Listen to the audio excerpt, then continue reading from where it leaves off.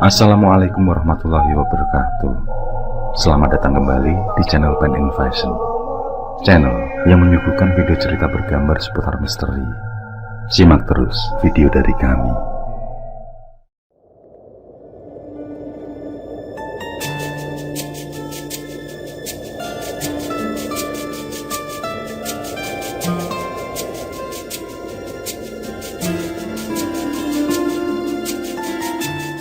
Aku masih ingat jelas hari pertama menginjakkan kaki di tanah ini.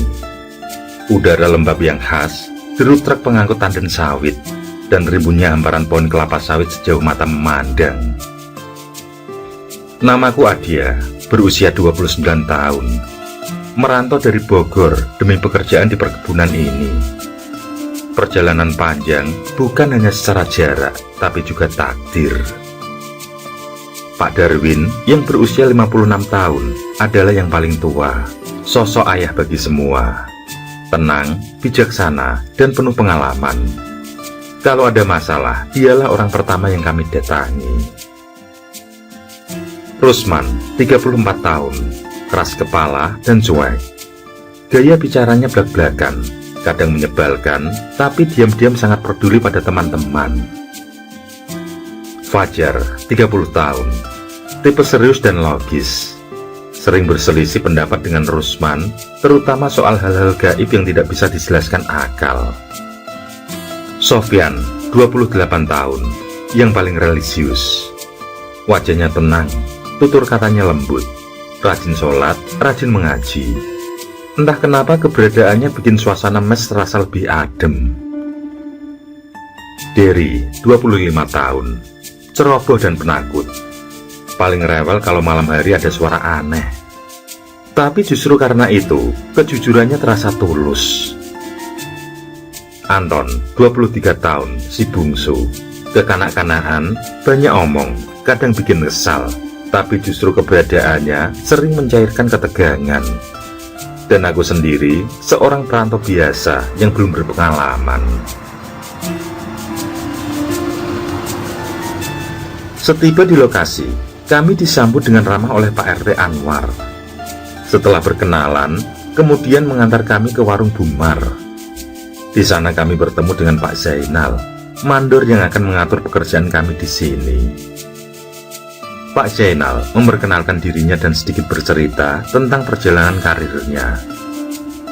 Suaranya tegas namun ramah, mencerminkan pengalaman panjang yang dimiliki di dunia perkebunan. Sudah hampir 15 tahun dia berpengalaman sebagai mandor, dan kini dia ditugaskan di perkebunan ini.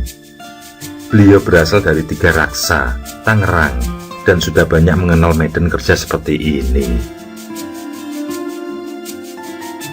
Setelah beberapa saat, Pak RT dan Pak Zainal mengantar kami ke mes yang disediakan perusahaan. Mes itu terletak tidak jauh dari kebun, di sebuah lokasi yang terisolasi di tengah hutan sawit yang luas. Bangunannya berupa panggung kayu kecil berdinding kayu, dengan cat yang mulai mengelupas. Hanya ada satu ruangan besar tanpa sekat, dengan alas ampar tipis sebagai tempat tidur bersama. Di sudut ada lemari kayu tua, tempat kami menyimpan barang-barang. Dan dapur terletak di dalam mes, memudahkan kami untuk memasak dan berkumpul. Namun kamar mandi dan WC terpisah, berada di luar mes, hanya beberapa langkah dari pintu belakang. Mes ini adalah salah satu dari 5 bangunan sejenis yang dibangun di area tersebut. Tapi 4 lainnya kosong, dan mulai lapuk dimakan cuaca. Para pekerja dari vendor sebelumnya sudah menyelesaikan proyek mereka, dan dipulangkan. Kini hanya kami yang tersisa, satu-satunya kelompok dari vendor baru yang menempati kawasan ini. Kami seperti hidup di pulau kecil di tengah hutan sawit yang sepi dan asing. Setelah itu, Pak RT dan Pak Zainal langsung berpamitan, dengan alasan akan berziarah ke salah satu warga yang meninggal dunia. Yang membuat aneh adalah tatapan Pak RT padaku. Aku selalu memergoki dia menatapku lekat, seolah pernah bertemu atau pernah mengenal wajahku.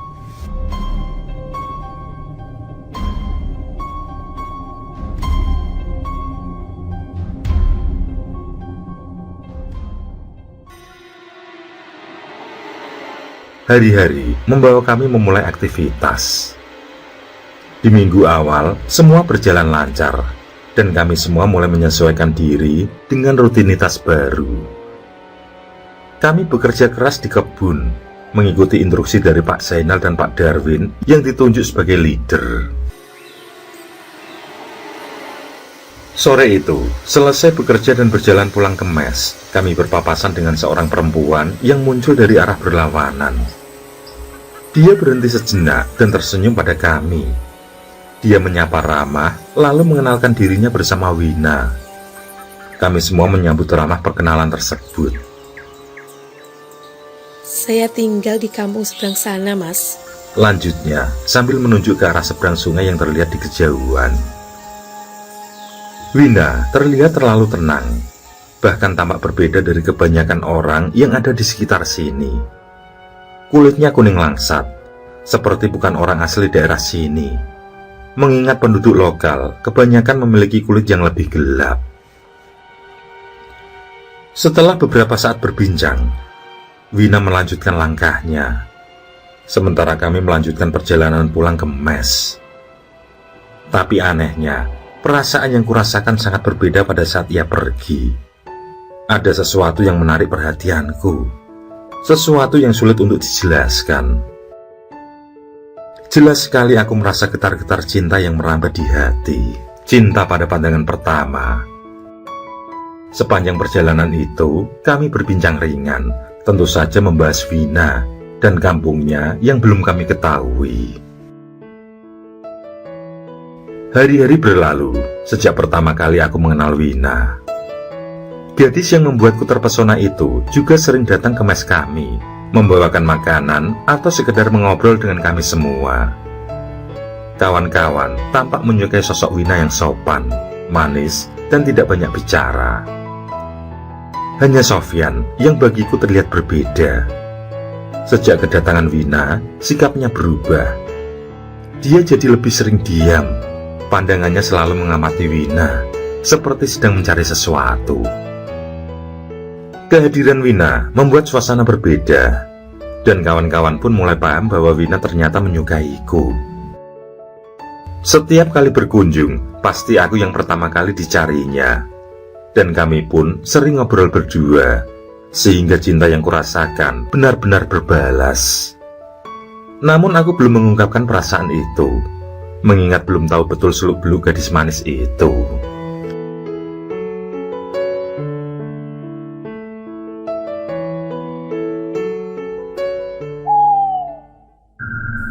Suatu malam, untuk pertama kalinya sejak aku mengenal Wina, aku terbangun oleh mimpi aneh. Mimpi tentang seorang perempuan di tepi kali. Rambutnya panjang, menutupi separuh wajah. Bajunya putih dan lusuh. Dia menatapku dengan berlinang air mata, penuh duka. Dan di belakangnya adalah dua orang wanita yang juga terlihat dengan wajah memelas. Aku merasa mereka membutuhkan diriku.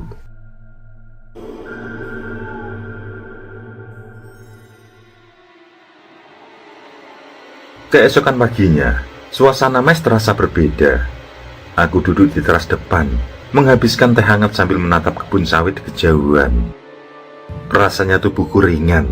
Bahkan tidurku tadi malam terasa lebih nyenyak dari biasanya.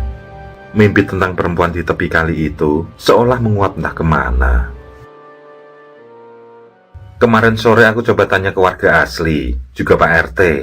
Mereka tidak mengenal Wina. Ucap Sofyan yang membuatku terkejut. Nama Wina tidak ada di catatan penduduk sekitar sini. Aku terkesiap. Sofyan tidak melanjutkan, tapi tatapan matanya cukup membuat tenggukku merinding. Angin pagi berhembus pelan, membawa aroma tanah basah dan sesuatu yang lain.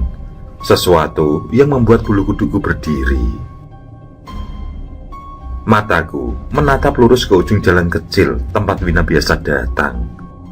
Dan aku mulai merasakan ada yang tidak beres. Hari itu adalah hari libur, bahkan hingga 2 hari ke depan.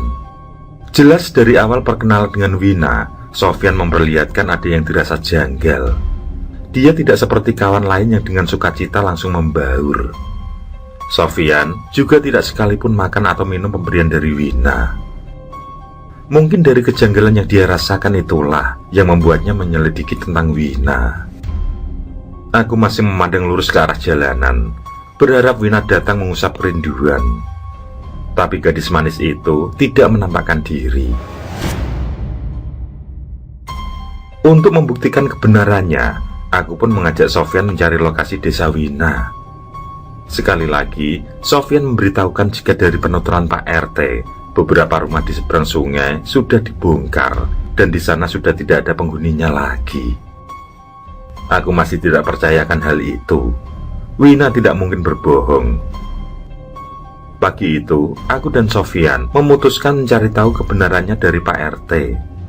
Aku ingin mendengar sendiri penjelasan dari Pak RT Anwar.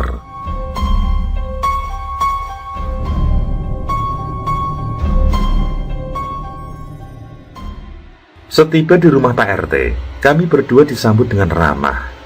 Lelaki tua berkemeja lusuh dan peci hitam itu sedang duduk menikmati kopi dan suasana pagi di teras rumah. Dia mengajak kami masuk, tapi aku memilih ngobrol di teras saja. Sofyan langsung mengutarakan tujuannya, yakni mencari tahu lebih dalam tentang Wina. Pak RT semula hanya menatap Sofyan, lalu pandangannya mulai mengeras. Aku yakin jika Pak RT tahu siapa Wina yang kami maksud. Dari mimik mukanya, tidak mungkin jika dia tidak mengenal Wina. Setelah menghela nafas panjang, akhirnya Pak RT mengaku tahu dan kenal siapa sebenarnya Wina. Dan kisah tentang Wina pun mulai mengalir. Wina, dia sudah meninggal 5 tahun yang lalu. Tenggelam di sungai yang ada di belakang area blok 12. Dekat jembatan yang ambrol. Wina adalah bidan dari luar kota yang dulu ditugaskan di kampung ini. Gadis itu tinggal di rumah dinas seberang sungai bersama 2 temannya, yakni Marni dan Farida. Mereka bertiga sangat baik terhadap warga, sering membantu tanpa pamrih. Tapi entah kenapa 2 tahun kemudian, 2 rekannya pindah secara mendadak tanpa pamit pada warga. Katanya dipindah tugas. Setelah itu, Wina sering terlihat sendiri. Sampai suatu hari, diketahui kalau Wina hilang. Warga menduga Wina hanya terbawa arus sungai.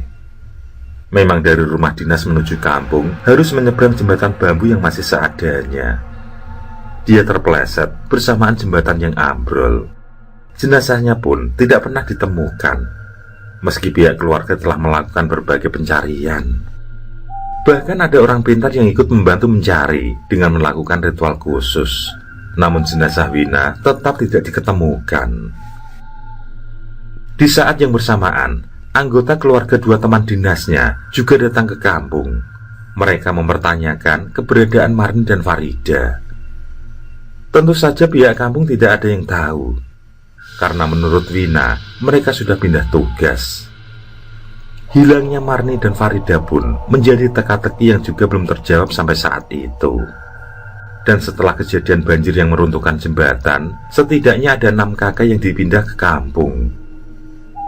Semua rumah di seberang pun dibongkar, termasuk rumah dinas bidan Wina. Aku dan Sofyan terdiam. Kalau memang yang kalian maksud adalah Wina sang bidan, saya sarankan kamu dan teman-teman berhati-hati.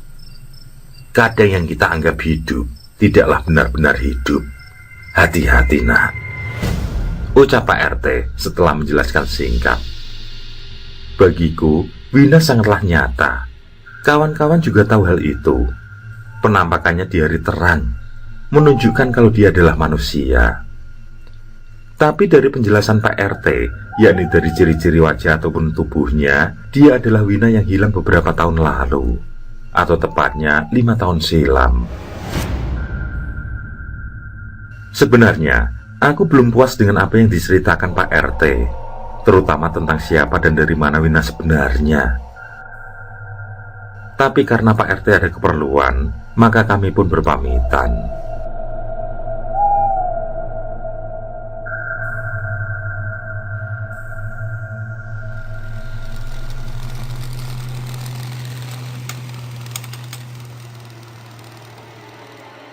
Aku duduk sendirian di teras, menatap langit yang mulai menggelap.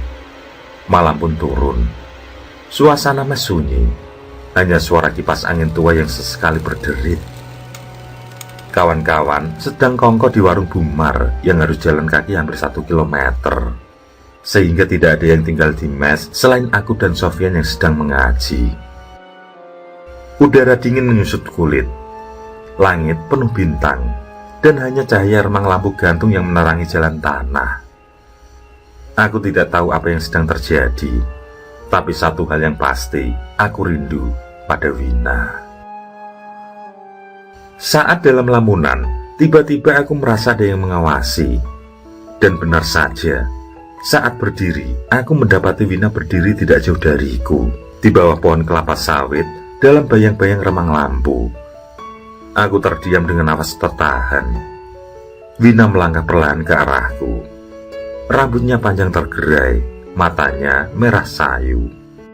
Aku tetap diam menatap Wina lekat-lekat. Wina tampak seperti biasa, tapi auranya tidak seperti manusia biasa. Kali ini, gadis itu membalas tatapanku penuh makna. Namun pandangan itu hanya sekejap saja, karena kecantikan itu lenyap ketika seorang lelaki tua bersama seorang perempuan muda datang bertamu. Aku belum pernah melihat mereka sebelumnya. Aku mempersilahkan keduanya masuk. Saat kami sudah duduk di dalam, Sofyan pun keluar kamar lalu ikut membaur. Ruangan itu remang, hanya diterangi lampu redup yang menggantung di tengah langit-langit. Lelaki tua itu memandangku cukup lama, seakan tidak asing padaku. Ketika gadis di sampingnya menyikut, barulah dia memperkenalkan diri sebagai Pak Rauf. Sedangkan yang menemani adalah Yurma, putri ketiganya. Setelah itu, Pak Rauf mengeluarkan dompet, lalu memperlihatkan sebuah foto. Aku terkejut saat melihat foto tersebut. Tampak seorang pemuda yang sangat mirip denganku, seakan aku memiliki kembaran saja. Di sisi pemuda tersebut adalah Wina. Jelas, itu adalah Wina yang aku rindukan. Pak Rauf bertutur, jika pemuda di foto itu adalah Dani, putra keduanya. Dia akan mengulas apa yang dia ketahui tentang Wina, yang juga berhubungan dengan Dani. Sebelumnya, Pak Rauf memberitahukan jika kemarin dia bertemu dengan Pak RT Anwar. Dari cerita Pak RT itulah yang kemudian membuatnya menemuiku. Pak Rauf mulai membuka kisah lama tentang Dani dan Wina. Wina Ramasari. Dia adalah mahasiswa kebidanan dari sebuah universitas di Tangerang. Dia datang ke kampung tahun 2010 lewat program pengabdian. Tinggal di rumah dinas seberang sungai waktu itu, yang dulunya juga ada beberapa warga di sekelilingnya. Bersama Marni dan Farida, dia sering membantu warga lahiran, periksa ibu hamil, sehingga semua orang suka sama dia.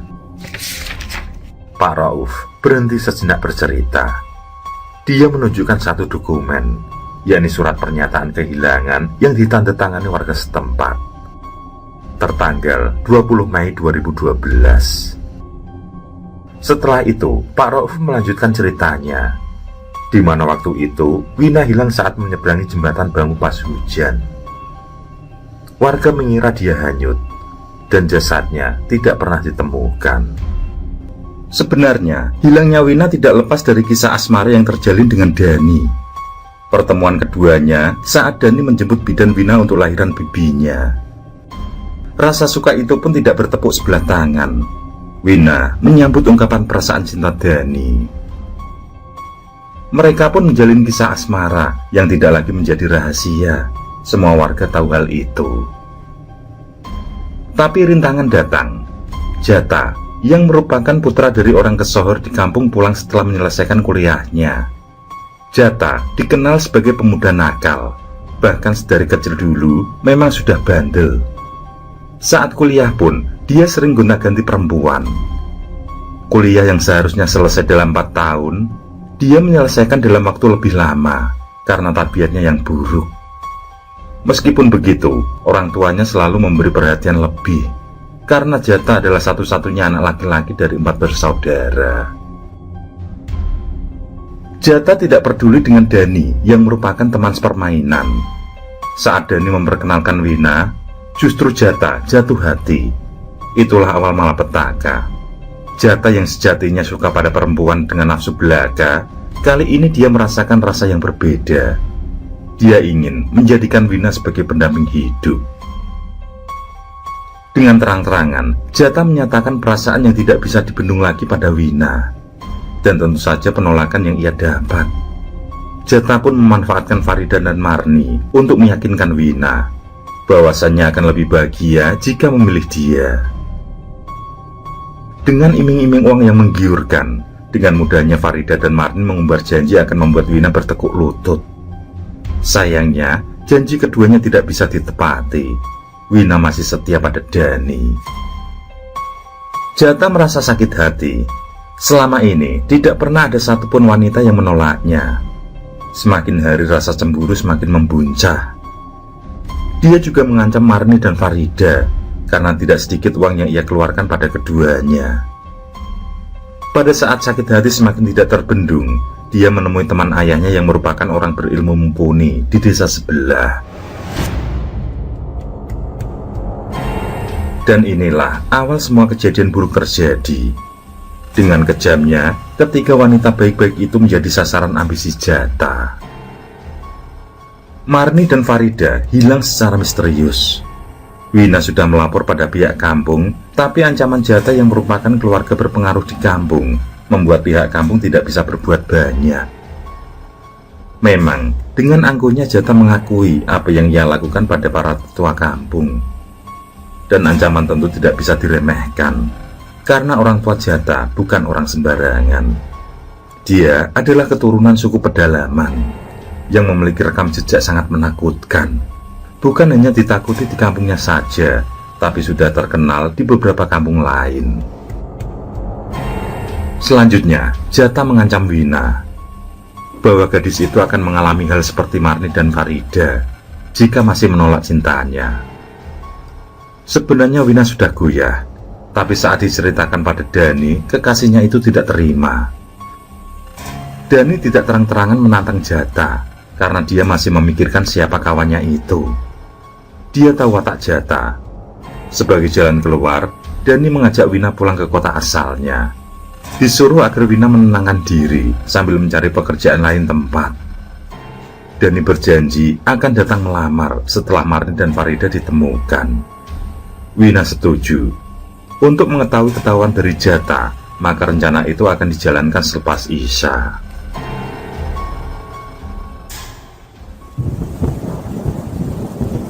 Malamnya, hujan angin seperti tidak biasa. Meski begitu, Dani tetap menjemput Wina, karena rencana sudah disepakati. Malam itu pun menjadi bencana yang tragis. Dani meninggal dunia sebelum sampai jembatan akibat tertimpa pohon. Sedangkan Wina yang gusar menunggu Dani meninggalkan semua barang yang sudah dikemasi, lalu keluar untuk mencari Dani.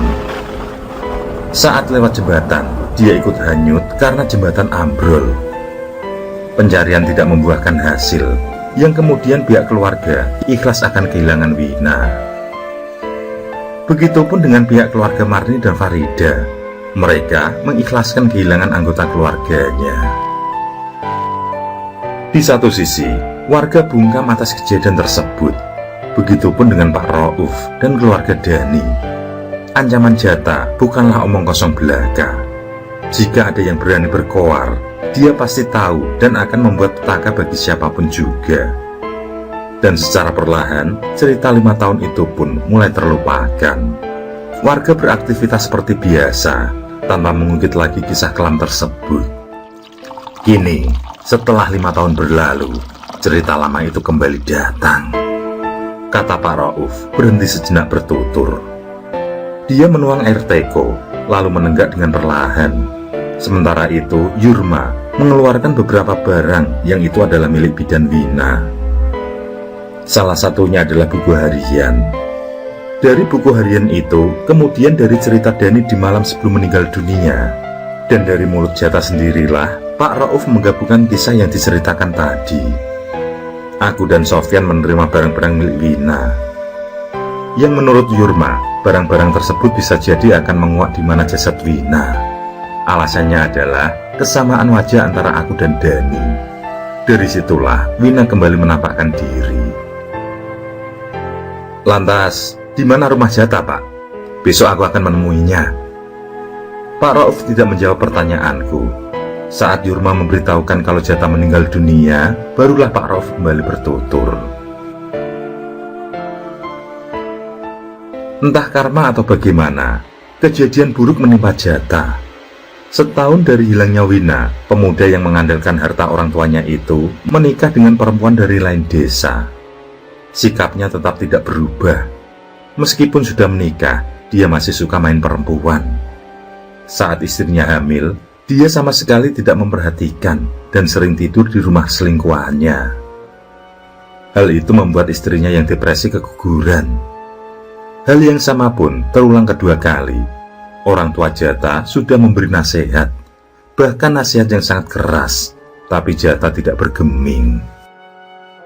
Orang tua Jata hilang kesabaran. Ketika dengan terang-terangan putranya membawa pulang para wanitanya, istri Jata yang tidak kuat pun meminta cerai. Tapi Jata tidak merespon. Pada saat itulah keluar sumpah serapah, baik dari istrinya maupun ayahnya yang sudah geram. Orang tuanya tidak peduli lagi.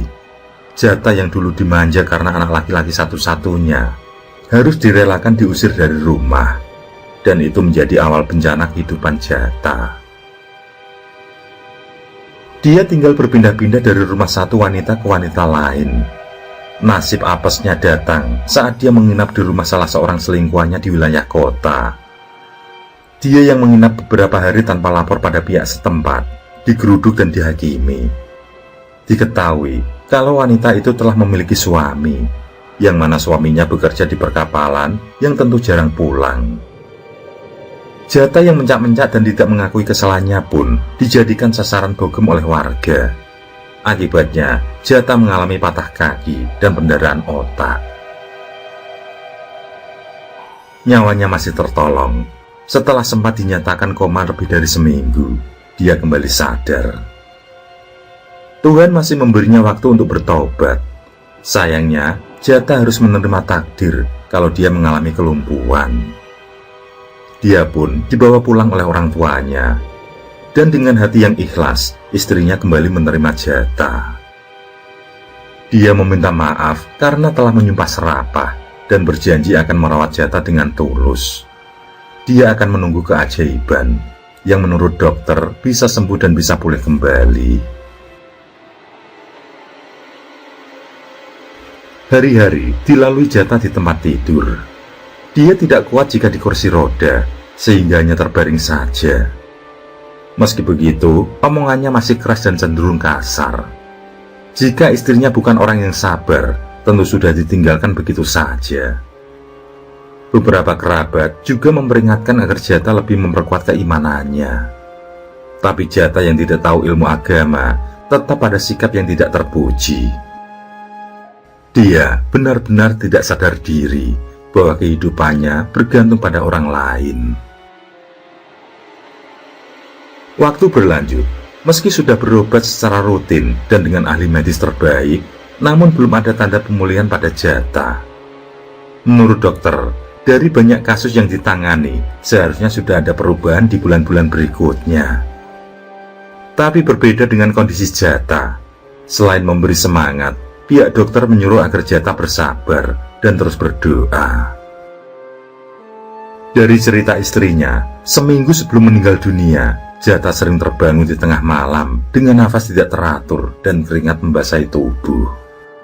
Dia bangun bersamaan dengan berteriak keras menyebut nama Wina. Seakan-akan Jata diteror mimpi yang menegangkan. Setelah seminggu seperti itu, Jata minta bertemu dengan Pak Rauf di tengah malam saat selesai diteror. Meski malam hari, namun Pak Rauf tetap mengabulkan permintaan Jata. Dia datang menemui Jata. Dengan nada suara lemah, Jata meminta maaf. Kemudian menceritakan semua kesalahan di masa lalu yang membuat Dani menjadi salah satu korban ambisi dan amarahnya. Pak Rauf memberikan maaf dan menyuruh agar Jata bertaubat. Mungkin dia butuh bimbingan dari seorang ulama. Sayangnya, sebelum menceritakan tentang nasib Mira dan Farida bersamaan dengan hujan dan angin kencang, Jata kelojotan. Mendadak dia bangun dari tidur. Matanya melotot dengan tangan menggenggam kuat. Dan dalam hitungan detik, nafasnya terlihat berat. Lalu dia meregang nyawa dan meninggal dunia sebelum sempat bertaubat. Anehnya, pori-pori kulitnya selalu mengeluarkan air keruh. Memang tidak berbau, tapi membuat kain di sekitarnya menjadi kotor. Hal itu terus terjadi sampai saat ia dimandikan, yang karena cuaca buruk, maka pemakaman dilaksanakan di pagi hari. Air keruh dari pori-pori seakan tiada habisnya. Ustadz Idrus yang dulunya seorang musafir dan memutuskan menetap di kampung sekitaran setahun yang lalu, tidak bisa berbuat banyak. Dia pun meminta agar semua mengikhlaskan dan memberikan maaf pada Jata apabila memiliki kesalahan seburuk apapun. Pada akhirnya, dengan terpaksa pemakaman dilakukan meski mori pembungkus basah dan kotor.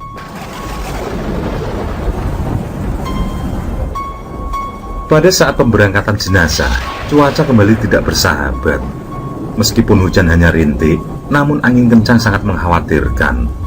Dan saat sudah dekat dengan pemakaman, keranda mayat yang dibopong tertimpa pohon besar. Beruntung, hanya 4 orang saja yang memikul keranda. Padahal biasanya di tengah ada yang mengiringi. Dan keempat orang itu pun mengalami luka yang cukup serius. Setelah pohon dipangkas dengan gergaji mesin, diputuskan membawa pulang kembali jasad Jata untuk dibersihkan lagi. Tampak tubuhnya hancur akibat tertimpa pohon. Dan kali ini, proses penyiapan jenazah bisa berjalan lancar. Tidak lagi terlihat kain mori yang kotor, karena tidak keluar lagi air dari pori-pori Jata. Dan prosesi pemakaman pun berjalan dengan lancar.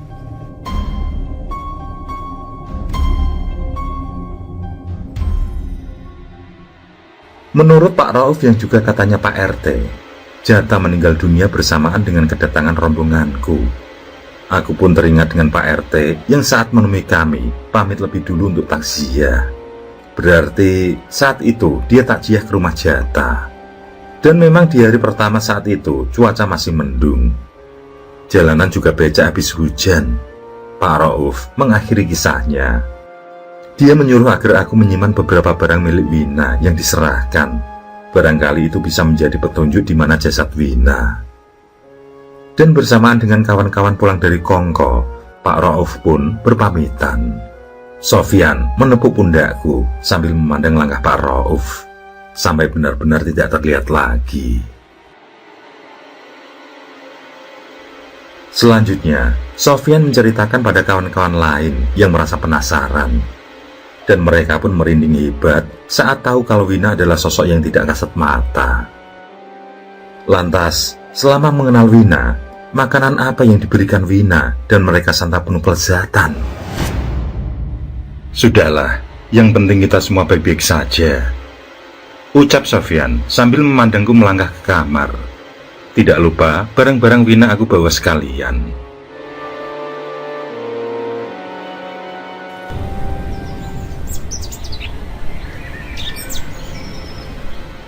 Pagi itu, sekitaran pukul 10, aku yang ditemani Pak RT dan Pak Ustadz Idrus berjalan menuju blok 12, tempat aliran sungai di mana Wina hanyut. Sebenarnya kawan-kawan ingin ikut, tapi karena pekerjaan yang tidak bisa ditinggalkan, maka hanya aku saja yang diizinkan. Selepas subuh tadi, aku menemui Pak RT karena semalam Wina hadir dalam mimpiku. Dalam mimpi itu, Wina mengungkapkan perasaan cintanya padaku. Namun dia sadar jika alam telah memisahkan. Dan sayangnya, dia mengaku belum bisa tenang di alam yang kini ditinggali. Wina pun menggandeng tanganku, lalu mengajak menyusuri bebatuan di sungai. Saat tiba di sebuah batu besar, dia mengajak berhenti dan duduk menikmati suasana. Aku merasa kerinduanku terobati sudah. Setelah melepas rasa kangen, Wina menjeburkan diri ke sungai di bawah bebatuan tersebut. Dia menarikku, yang membuat aku ikut menikmati segarnya air sungai. Kami tertawa yang penuh cinta. Wina menenggelamkan diri ke dalam air ingin menggodaku. Aku menjadi cemas ketika Wina tidak juga menampakkan diri. Di saat itulah, seperti ada yang mendorong kepalaku hingga ikut menenggelamkan diri. Di sana, aku melihat Wina tersenyum, tapi kepalaku terasa berat untuk kembali ke permukaan. Di saat hampir kehabisan nafas itulah, aku terbangun dari mimpi. Aku menganggap kalau mimpi itu adalah sebuah petunjuk. Saat kuceritakan pada Pak RT, dia pun menganggap hal yang sama, yakni sebuah petunjuk tentang keberadaan jasad Wina. Selanjutnya, di pagi itu juga, Pak RT menemui Mandor untuk meminta izin atas namaku, sekaligus mengajak serta Ustadz Idrus. Dibutuhkan orang yang memiliki kelebihan dalam penyerahan itu. Sungai di bawah sana mengalir pelan, tapi hawa di sekitarnya terasa berat. Aku mengamati setiap bagian, hingga aku dapatkan batu besar seperti yang ada dalam mimpiku. Batu di mana rasa rinduku pada Wina terlampiaskan, meski hanya lewat alam mimpi. Aku langsung memberitahukan pada Ustadz, juga Pak RT penuh keyakinan. Mimpi itu terlalu nyata untuk diabaikan. Ustadz Idrus membaca doa-doa perlindungan, lalu berjalan lebih dekat ke arah batu tersebut. Setelah itu aku disuruh menyisir lokasi bebatuan. Aku yang sudah siap dengan baju ganti, langsung menjeburkan diri ke sungai. Aku tenggelamkan diri, menyisir dengan tangan di setiap celah bebatuan. Hingga akhirnya, setelah dengan susah payah, aku mendapatkan hasil. Aku tarik sesuatu yang seperti terjepit di celah bebatuan. Sekuat tenaga aku menarik, dan setelah berhasil, itu adalah pakaian perempuan. Pak RT mengenali kalau itu adalah pakaian Wina. Mungkin tulang-tulangnya terlepas saat kamu menariknya. Carilah di dasar, ucap Ustadz Idrus menghentikan doanya. Selesai berucap, dia pun kembali komat kamit. Setelah menyerahkan pakaian pada Pak RT, aku kembali menyelam. Aku raba dasar sungai, dan tulang demi tulang pun aku temukan. Ada beberapa yang terkubur dalam lumpur. Satu persatu aku kumpulkan. Aku berikan pada Pak RT yang tampak tegang. Aku sempat menyisir ke bagian bawah. Barangkali ada yang hanyut. Dan meskipun tidak genap, namun aku berhasil menemukan hampir semua tulang belulang. Saat warga berbondong-bondong ke rumah Pak RT karena penemuan mayat itu, Pak RT membuka dokumen arsip. Dia mencari alamat Wina untuk memberitahukan hal tersebut. Tapi pihak keluarga Wina yang sudah mengikhlaskan, menyuruh agar tulang belulang itu dibungkus kain mori, kemudian ditaruh di peti mati, dan dimakamkan di sini saja. Hal itu pun dilakukan sesuai amanat pihak keluarga. Saat prosesi awal sampai akhir, tercium aroma wangi yang semerbak. Aroma yang muncul dari jasad Wina. Dan ketika prosesi selesai, satu persatu warga mulai membicarakan hal lain, yakni dua nama yang selama ini juga tidak diketahui keberadaannya, Marni dan Farida. Dua bidan rekan Wina yang dulu tinggal serumah di rumah dinas. Mereka hilang tanpa jejak. Sayang sekali tidak ada tanda-tanda yang menjurus pada dua gadis tersebut. Mungkin Jata telah menguburkan keduanya dengan layak, atau setidaknya memang telah dikuburkan. Dan sampai saat ini, jasad keduanya tidak pernah ditemukan.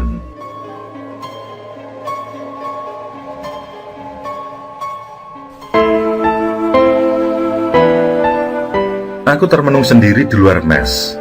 Teman-teman tahu kalau aku sedang butuh sendiri, sehingga tidak satupun yang mengusikku. Cintaku pada Wina masih membayang. Bagaimana secara nyata gadis itu muncul dan hadir di kehidupanku. Semua nyata. Senyumnya, suaranya, cara tertawanya yang pelan saat bercanda berduaan. Aku ingat semuanya. Dan lebih dari itu, ada perasaan yang tidak bisa dijelaskan. Nyaman, tenang, seolah sudah lama saling mengenal. Wina adalah cinta yang tumbuh tanpa logika. Dan malam itu, aku menangis karena merasa kehilangan sesuatu yang tidak pernah benar-benar aku miliki. Aku ingin Wina nyata. Aku ingin semua masuk akal. Tapi kenyataan terlalu kejam untuk diingkari. Aku tahu Wina kini telah tenang. Dan cintanya meski tidak berakhir seperti dalam dongeng, tetapi tetap abadi di dalam hatinya.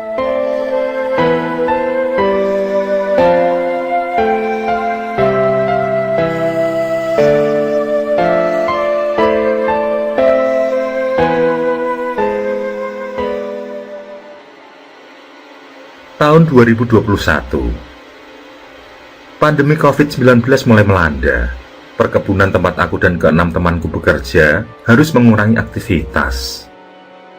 Setelah 4 tahun penuh kisah, kami pun dipulangkan. Sebelum kembali ke kampung halaman masing-masing, kami menyempatkan diri berpamitan pada Pak RT Anwar, Pak Ustadz, keluarga Pak Rauf, juga Bumar selaku pemilik warung langganan. Dan yang terakhir adalah di makam Wina yang disandingkan dengan makam Dani. Aku menunduk di hadapan makam itu, sebelum akhirnya meninggalkan kenangan yang akan kuukir sepanjang usia. Terima kasih untuk semuanya, ujarku pelan di hadapan makam Wina.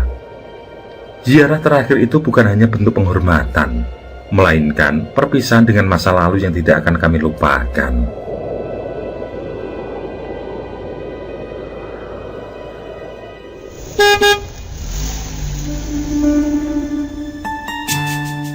Mobil travel berwarna putih itu akhirnya tiba di ujung desa, tepat di jalan kecil berbatu yang menjadi batas antara dunia kami selama 4 tahun terakhir dan dunia yang kami tuju berikutnya.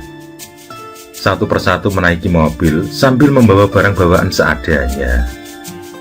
Kami semua mengenakan masker, mengikuti protokol yang mulai diberlakukan sejak pandemi melanda. Warga yang mengantar pun melambaikan tangan, beberapa dengan senyum, beberapa dengan mata berkaca.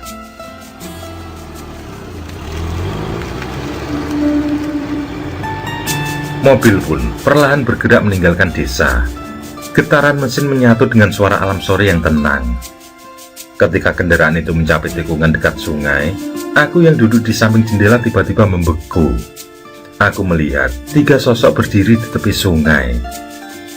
Wina dan 2 gadis lain mungkin adalah Marni dan Farida. Mereka bertiga berdiri berdampingan, mengenakan pakaian putih sederhana. Wajah mereka tampak damai. Mereka tersenyum ke arah mobil, dan aku membalas senyuman itu. Mobil terus melaju. Tikungan sungai menghilang dari pandangan.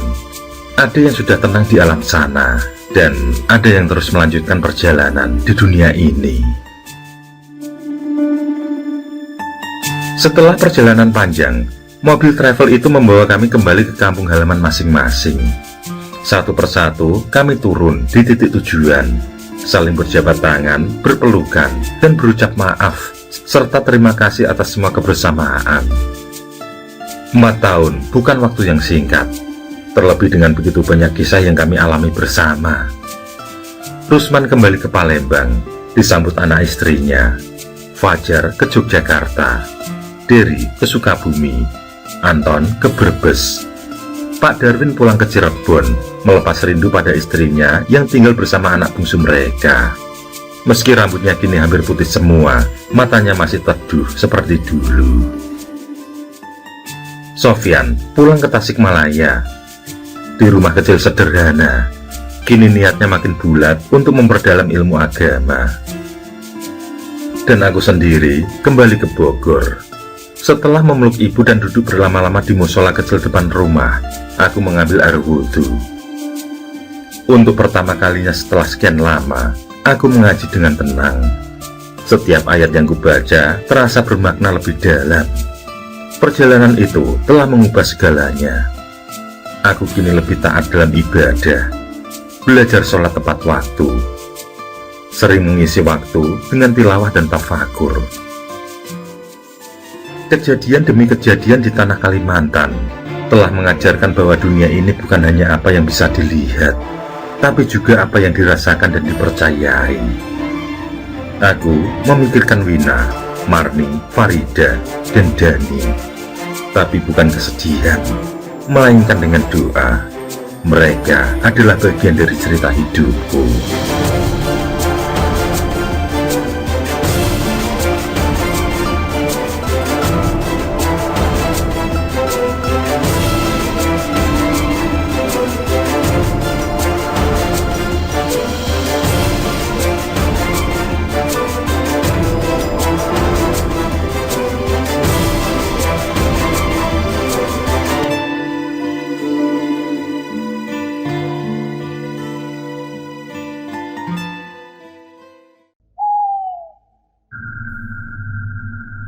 Oke, terima kasih. Semoga kawan-kawan terhibur, dan untuk ke depan, semoga channel ini bisa lebih baik lagi. Akhirul kalam, wassalamualaikum warahmatullahi wabarakatuh. Sesandingan hormat kali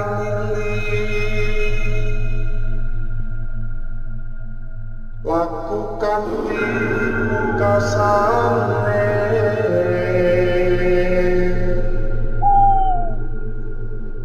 andap kersanengku